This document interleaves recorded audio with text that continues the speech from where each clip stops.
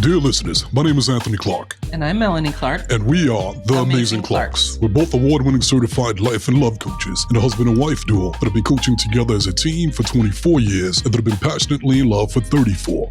They call us the Amazing Clarks because we empower people to live amazing lives.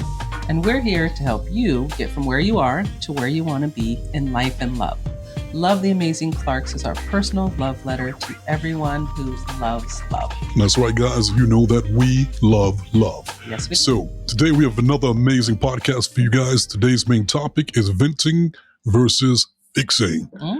Venting versus fixing. Oh, this is a good one. Give me a little snippet about what that's going to be about. You know, venting versus fixing is sometimes when you're in a relationship, you just want to talk through something and your partner either is going to try to fix it for you or just allow you to vent. And we're just going to talk about what you need. Like, do you need them to fix it? Do you want to just vent? How can you figure out what the clues are? And how can you get that down pat with your partner, whether to fix or vent for them? That's right. And I'm going to give you guys my own personal secret weapon to help you with that.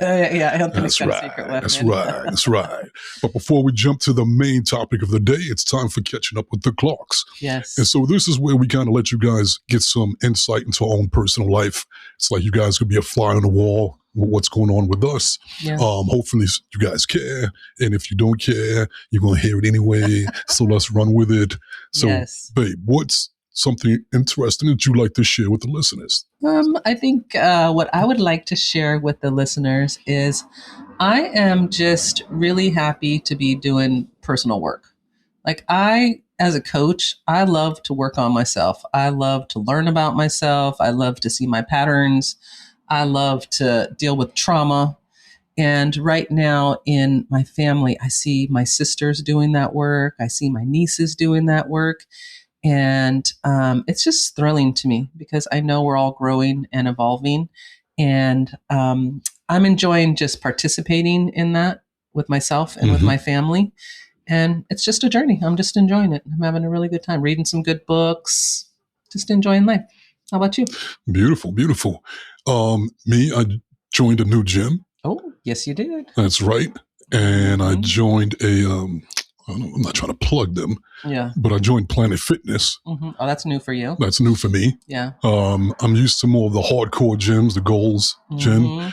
Planet Fitness kind of got a little senior citizen vibe pop into it. You know, the weights only go to a certain level. There's not a certain amount of free weights. So I walked in there like, okay, all right. Things have changed. Everybody moves really slow around there. And so, and they don't really hit it like I'm used to them people hitting it at the gym, which means great opportunity for me. Yes, that's right. Because all the machines are empty. I get to move around as fast as I can and as much as I want. And it makes me feel really good about myself at the gym. Nice. When I position myself, like, I'm doing great. I'm killing it. I'm killing it. I'm running circles around these senior citizens. Those old ladies are just drooling over me over here. They can't get enough. Oh, that's a good one. Okay, that's a true story. Yeah. Anthony, you came home yesterday and told me some old ladies were hitting on you at the gym. Well, I get hit on a lot. I know. Yeah. I know. You tell me. It's hilarious. Yeah. But why are they always old ladies, babe? You know, I think they just see I'm a tender young thing. You're a tenderoni. I'm a tenderoni. Yes, you are. Look at that boy. You're still my tenderoni. What is it? Something like a ham hock or something. So let's not. That whole thing. That whole. But really, and they give me those looks. It's not just like they'll approach you. They'll approach me and be like, "How you doing today, cutie? How you doing today? You looking good?" And I'm like, "Oh," and it always throws me off guard. It's like, "Oh, thank you. Yeah. You have all your dentures today, I see." It's a little weird situation. Yeah. So, okay. So listeners, this is one of those moments where Anthony is venting and I'm just listening. There's nothing I can do to fix that for him. I'm just sharing my mind. That's all. That's just sharing. Which he does quite a bit. Yeah. But anyway, it feels good to join a new gym. It's different, but I'm excited to get back in the gym. Good. And you'll be going with me. Maybe. Because we didn't have a gym here in Long Beach that we were a member of. So now that we have the Long Beach gym, we're covered on both coasts. Yeah, so that's cool. So I'm excited. Looking forward to that. Yeah. So you ready to jump into the topic? Let's do it. Let's do it. I'm really excited about this one. So venting versus fixing, Mhm. right? So, I was going to say, but I'm going to change my mind. I was going to say that I noticed that a lot of women want to just vent, right? They want to talk about what happened in their day. They want to talk about a relationship with a friend. They want to talk about whatever it is they want to talk about. And a lot of times they just want to vent. They don't really want you to fix it. But I was going to say a lot of women are like that. But I am going to change my mind, Anthony, because I realize, I'm not saying you're like a woman, but you're like that. You have a lot of things that you like to talk about. And a lot of times you're just venting. Oh, yeah. Oh, yeah. And you do not want solutions. You don't want me to fix it. Like literally, if I could be like, Anthony, I have the holy grail of solutions. This will solve that problem for you. You would be like, no, I don't want it. I want to figure it out myself. With certain things. I like to figure out things on my own because I have my own internal guidance system. Mm-hmm. And the key is for me to learn to listen and trust mine, not other people's. Mm-hmm. So first and foremost, I go to the well. Right. And if I can't get the answers from there, then I'll ask you. Right. But when people volunteer, if I don't feel it because it doesn't match my internal guidance system, Mm-hmm. I'm not going to do anything with it. I'll listen to you, Right. but that doesn't mean I'm going to take it. Right. The same way, if I share something with you, giving you advice, you're following your own internal guidance system. If it doesn't connect to yours, you won't accept it. Yeah. But if you don't accept it, I don't get upset or irritated. It's like, oh, okay, that wasn't right for her internal guidance system. Yeah. And so a lot of times when I'm quote unquote venting to you, Mm-hmm. I'm not looking for solutions. I'm just processing things out loud. Right. And a lot of times as I'm processing things out loud, I'm discovering new things about myself because I'm an observer. I'm like, okay. So I love learning myself more, understanding myself more. Yeah. And then because you're my wife and you're the closest to me, sometimes I'm like, oh, I'd like to share this with her, just so she can get some insight into what's going on with me as the observer of me, so you can understand me better. Right. So it's not a matter of you giving me input. It's not that there's a problem. Right. I'm just processing, and it's so interesting that I want to share it with you. Mm. And so I'll tell you, like, you know what? I'm not complaining. I'm not irritated. Nothing's wrong. There's no problem. Yeah. I'm just letting you know what I'm going through so you'll understand me better. Yeah. And so you don't have to sit around like, is he upset? Mm-hmm. Is he angry? Is he sad about something? No, I'm just processing. Well, I love that layer to this conversation because it's so true, right? We do each have our internal guidance system, and we're all so unique, and everyone's going to be different. So sometimes I want to just vent and I don't want solutions. I'm just talking to get it out of my head. Mm-hmm. But other times I do want solutions. I love solutions. I love to figure it out because it's just, for me, I kind of look at it like how I move, right? Like I want to get that done. I want to get the next thing done. Like I just kind of move like that in my head. And so I don't like to sit around just kind of looping on something. If I can't figure it out, I want to get a solution, get it done, keep it moving forward. But I think that's the point of this conversation, is learning to understand how each other operates. I used to feel like anytime you asked me my advice that I needed to give you a solution, I would get very offended if you didn't take my solution or if you didn't listen to me. I would feel like you're wasting my time. But I've gotten to know you so well over the years that I'm like, I don't give a damn. He's just asking me this, and it's probably going to go nowhere. So he's just venting. Yeah. I'm not going to invest too much of my energy into it. Where before I used to feel like, oh, let me make sure I give him great advice and let me research it and let me make sure I have all the facts straight. Now I'm just like, he's going to figure it out. He's going to do what he's going to do. And I think that's an important part of partnership, is understanding each other. And I think, we started asking each other. I would start asking you, do you want a solution or just venting? You'll ask me, am I just venting? Do I want a solution? And I think that's important, is to also not kind of lock each other in, like, you're the type of person that doesn't want solutions. That may not be true, right? I may want a solution. for this particular subject. And so I think that's where the issues can show up in a relationship is, and I see this in a lot of couples, if you say, well, I don't want a solution, then your partner could decide, well, you don't ever want solutions. You're just always venting. And that's not true. It's going to change with whatever the subject is. Mm-hmm. And I think just learning your partner and what they need is really important. There's things for me, like in business, I will talk to you about, but I don't really want you to fix it for me. I don't even want you to give me the answer. I'm just kind of what you're doing, right? Like I'm talking about it out loud because I want to hear myself. And sometimes when we hear ourselves, then we hear the solution because we hear ourselves talking through it. Mm-hmm. Does that make sense? Yeah, that definitely makes sense. You know, in all honesty, I think that with me, Mm-hmm. you'll come to me and I've learned to just listen. Mm-hmm. I really don't give you here's a solution unless you want a solution. Right. But for the most part, I'll listen. So if you'll talk about what's going on with a client or at work Mm-hmm. or your consulting practice, what's going on there, I'm listening. Mm-hmm. When you tell me about new teachers or that you found that you follow and what they're going through, I just listen. Which I love, yes. Even if I'm not into it, Yeah. I'm going to just listen. Mm-hmm. I think that with me, I'm more cautious when it comes to asking for your advice Mm-hmm.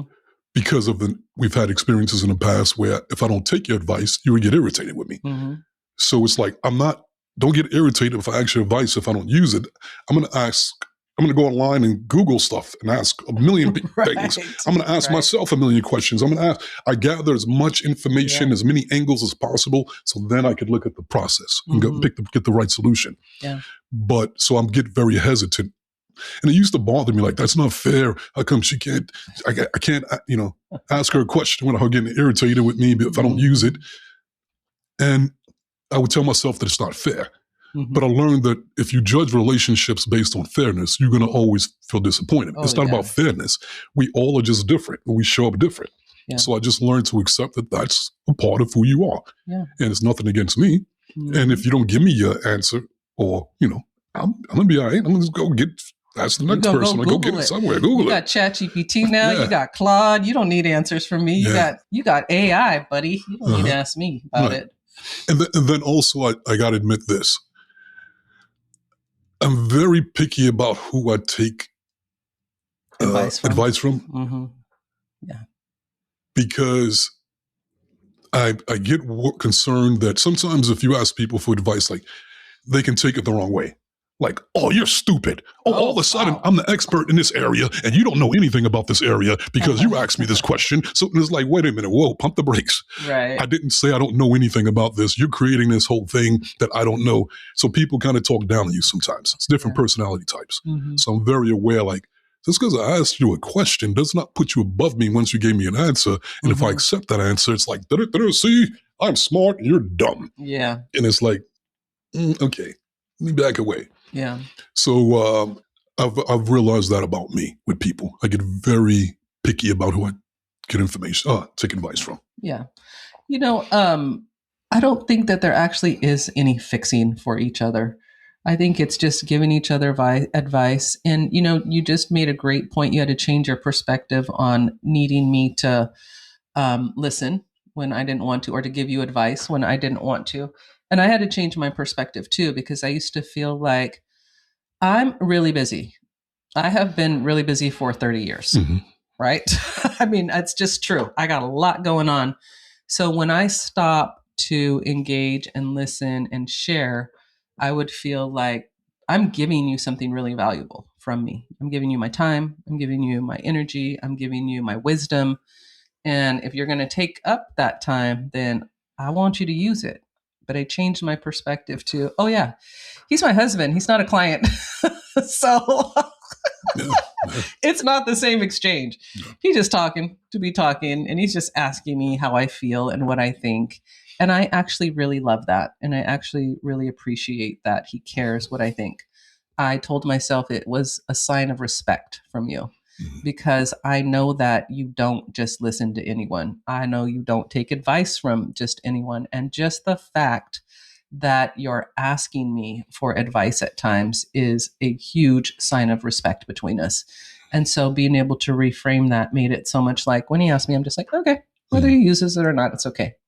Also, I think age has helped with that, right? I've noticed the older that we get, the things that used to just irritate the shit out of us when we were younger, it's kind of like, yeah, it's no big deal now. I don't care about that. It's not a big deal. And this used to be something that we actually used to really, really be challenged by in our relationship, whether listening to each other venting. I used to hate when you gave me advice because I would be like, you're dominating me and this is my thing and I don't want you in it. So I had to change my perspective on that as well. Like, I can always do whatever I want, no matter what he says. But that's my personal growth, right? That's me. That's me moving past my traumas and need to people please. And that's why it would upset me, because I would feel like I'm not pleasing him if I don't go along with what he wants or the advice that he gives. And I'm trying to, I've spent a lot of my life trying to change that about myself, where I'm just going along to get along and people pleasing and all that kind of stuff. So, yeah. But, and I think it also makes a big difference if you understand your partner's backstory. Yeah. If you understand your partner's 100%, traumas, then you don't take it personally when they exhibit things, behaviors that are like, you understand. Like, oh, I get it. I put myself in her shoes and I get why she's like that. One of the things that I do, and then I try to take proactive action on my own to try to help your healing process and to help you to get past that. Right. One of the ways that I do it is like when we do these episodes. Right. We went through a stage where I would ask you, like, what do you want to do? What episode? What do you want to talk about? And you'd be like, you just talk about it. You just pick one. Right. And I'm like, I'm asking, what do you want to pick? And then you created a story. Like, no matter what I choose, you're just going to pick it anyway. You're not going to take any choice I give you. No matter, so why would we even answer? But then it would make you feel suppressed. And I'm asking, like, no, pick some things I pick. It's not great ideas. And the team doesn't want to do that one. They go, let's do this one instead. Right. I'm like, okay, cool. Let's do the other one instead. But I don't have that backstory. Right. I don't have that past trauma. So I'm going to perceive it differently. That doesn't make you less than because you have that trauma. Of course. No, that means that you're just going to have to play it out the way you need to play it out. So how can I be more attentive to that? So now I make it a point to be like, you pick. Yes. You pick. Every week, you pick. Right. And there was a time there, and that process takes time. There was a time where I was letting you pick every week, and then the story still came back. Why pick? Because you're going to make me, I don't get to pick anyway. It's like, but then I got to remind myself, okay, that's still part of her. Right. Okay. Don't take it personally. Okay. And so I definitely feel like you've dropped that story over, the last half a year, a couple of months. But likewise, I'm sure I have my thing, you know what I'm saying? But you know my backstory. Yeah. So you learn how to approach me. My other thing was, it was hard for me to listen when we have conversations without trying to fix things. Why is that? Because my instincts is just to try to fix. And so it's like, example, if like you're in a burning building, you tell me how hot everything is and everything's burning, my instinct is like, well, let me grab you and pull you down these stairs. Let's run down these stairs right here and escape. Right. But if that's not always the answer, you don't want to escape. You actually want to just be in it and process what you're going through. Yeah. So I had to learn that. So when you would do that, my secret technique was to drink a tall glass and shut the hell up. And so it's just like, if it's too hard for me to just listen without, I found that it was like, then it's like, drink a tall glass and shut the hell up and just, So that way I don't have to worry about impeding on your process. Yeah. Well, you bring up a great point. The tall glass of water, the tall glass of shut the hell up, I drink a lot of them too, because we both have our own ways of being. And sometimes we're trying to push each other into being different. And so I've had to drink a tall glass of shut the hell up when it comes to business with you, with social media. Yeah. You couldn't do this work and post on and I'm just like, my brain is like, what? Why can't you just do 3 things a day or 5 things a day? I could do 10 things a day, but that's not how you operate. So instead of me telling you over and over again, I have been drinking 6-packs of shut the hell up over the last couple of years. I'm just like, he gonna figure it out. I'm gonna go over here and do my thing while he figures it out. And I appreciate it. And so we do that for each other. Trust me, I wanted to fix it so many times. But that's the key. There's no fixing it. There's no fixing it. You can't fix my brain. No, nope. That's who my identity. That's who I am. that's where the art of allowing comes in. We have to allow each other to be there for each other and support each other, even if we don't agree on how you're doing it. And I think when our partners are venting, sometimes, especially if it's an area where we see they need to grow, we just want to point it out and we want to be like, well, if you just do this, then that would solve that problem. But they're not there yet. They're not there yet. If they were, they wouldn't be venting about it. They'd be talking about solutions. So I think it's really honorable to allow your partner to vent and just love them and not point out their deficiencies or where they're not able to do something. Just allow them to talk about it. It's called consideration. Yeah. I think it's great. It's very important to it ain't easy to express to your partner ahead of time that, okay, I just want you to listen. I'm just venting. Or if you want answers, you're like, I'm not just venting, I want answers as well. And I'll ask you sometimes when you talk to me, I'm like, do you want me to just listen? Or do you want my feedback? And I'm cool with whatever one you say you need. But most couples don't have that conversation. They don't take the time to be like, oh, let me ask what my partner needs. Well, also, if you don't have awareness of the choice of venting or fixing, it can make you go into a lot of judgment with your partner. You can observe them from a place of like, what is wrong with you? Why are you not fixing this? Or why are you not figuring this out? And so I love that we have changed how we communicate when it comes to that. We just allow each other to either vent. And at the end of it, I think we've gotten to the point where we just ask each other, what do you think about this? Or what would you do in this situation? If I want that from you, I'll ask you, what would you do in this situation? Or what do you think I should do? And then you'll offer me those solutions. And I think I do the same thing for you. So it's growth, right? Yes, it is. Yes, and it is. It takes some time to get there, you guys. As you hear, we still are working through it. There's still things that growing. Yeah, we're always growing. And we still are drinking tall glasses of shut the hell up when we don't have the answer or we don't want to create more conflict over something sometimes it can just be so silly.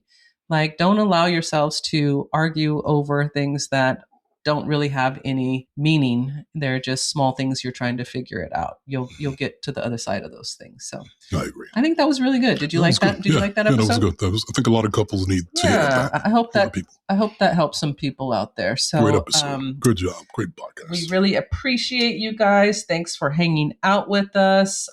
Be sure to go and check us out and connect with us on all of our socials, TikTok, Facebook, YouTube, and Instagram. That's right, at guys. The Amazing Clarks. That's right. And if you guys haven't had a chance yet to pick up a copy of our book, Amazon bestseller, Crack the Code, Secrets to Achieving Your Happily Ever After, pick up your copy today, available at Amazon.com. If you guys are interested in getting your relationship in better shape, then check out the online relationship gym at theamazingclarks.com. And then last but not least, if you guys are interested in coaching with the Amazing Clarks, you can coach with us via Zoom or phone, no matter where you live around the globe. To learn more, go to theamazingclarks.com. Yes. And remember, to go there, you got to grow there. So there you go, people. We gave it to you. Now what you going to do with it? Love the Amazing Clarks. Clarks. See you next time. See you next time.